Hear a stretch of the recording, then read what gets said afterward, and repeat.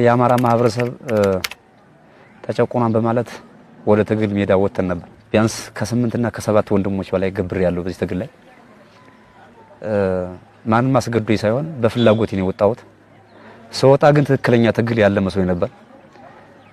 እውነት ያዘለ ትግል መስሎኝ ነበር። ግን ከገባን በኋላ ይሄን ትግል ከጀመርነው በኋላ የአማራ ማህበረሰብ እንኳን ነፃ እናወጣው ቆርጦ በኢኮኖሚ እያደቀቅን በኢኮኖሚ እያዳከምነው ዛም አልፎ ደግሞ በድህነት አረንቋዬ ተዘፍቆኝ ነው እየታየ ይገኛል ማለት ነው። የአማራ ማህበረሰብ አማራን ሲበድል የነበረው ከዚህ በፊት ሲበድል የነበረው አካል አሁን ደግሞ ያ አካል አማራን አግዛለሁ ከአማራ ጎን ነኝ ብሎ ተሰልፎ እዋጋለሁ የሚል አካል አለ። ግን በጠቅላላ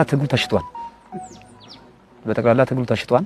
ስለዚህ እኛ ወደዚህ ስንመጣ እጅ ሰተን ሳይሆን ስንወጣም በፍላጎት ነው የወጣ ነው ለመታገል። ስንመጣም በፍላጎት ነው የመጣ ነው።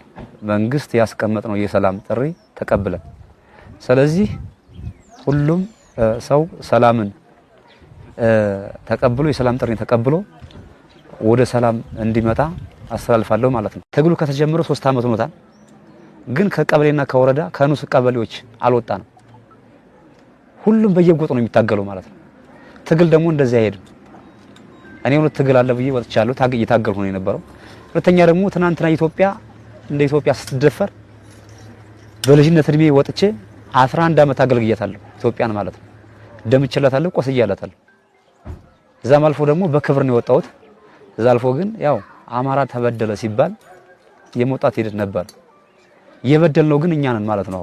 ምክንያቱም አንደኛው የቢዝነስ ማከማቻ አድርጎታል።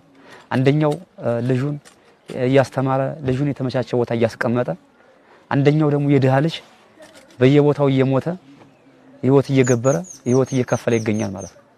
ስለዚህ ጦርነት ለማንም አይበጅም፣ ለማንም አይጠቅም። ጤና ይስጥልን። ይህ ከኢትዮጵያ እስከ ዓለም ጥግ በህይወቱ ወሳኝ የሆኑ መረጃዎችን በየፈርጁ ቀላልና ግልጽ በሆነ አቀራረብ የሚያገኙበት ቪኦኢ ኢትዮጵያ ነው። ከሀገር ውስጥ ጉዳዮች እስከ ምስራቅ አፍሪካ ቀጠናዊና ዓለም አቀፋዊ ጂኦፖለቲካዊ ጉዳዮችን ለእናንተ ለውድ ቤተሰቦቻችን ከዜና ባሻገር በየአውዱ በተመጠኑ ደቂቃዎች እናቀርብላችኋለን። በቀጥታም ይሁን በተዘዋዋሪ በህይወቱ ወሳኝ የሆኑ ውስብስብ ጉዳዮችን በቀላልና ማራኪ አቀራረብ ማግኘት ከፈለጉ ቻናላችንን ሰብስክራይብ፣ ላይክ እና ሼር በማድረግ ቤተሰብ ይሁኑ። ቪኦኢ ኢትዮጵያ፣ የኢትዮጵያውያን ድምፅ።